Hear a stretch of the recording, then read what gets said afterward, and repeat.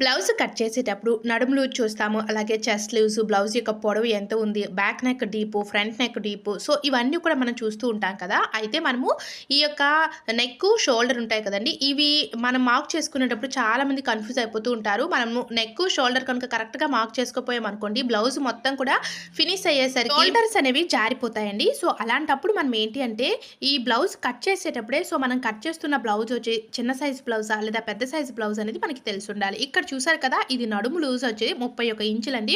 So, 31 inches నడుము loose ఉన్నది అంటే ఇది పెద్ద సైజ్ అన్నమాట. పెద్ద సైజ్ ఉండేటప్పుడు మనకు షోల్డరు, నెక్కు 2 కలిపి 5.5 ఇంచులు తీసుకోవాలి.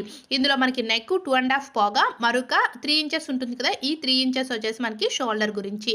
లేదు మీరు కట్ చేసేది చిన్న సైజ్ బ్లౌజ్ అనుకోండి. అప్పుడు నెక్కు, షోల్డర్ గురించి 5 ఇంచ్ అంటే 5 ఇంచులు తీసుకుంటే సరిపోతది. నెక్‌కి 2, షోల్డర్‌కి 3. ఫుల్ వీడియోస్ మన ఛానెల్‌లో ఉన్నాయి. సో, తప్పకుండా చూడండి. వీడియో నచ్చితే లైక్ చేయండి.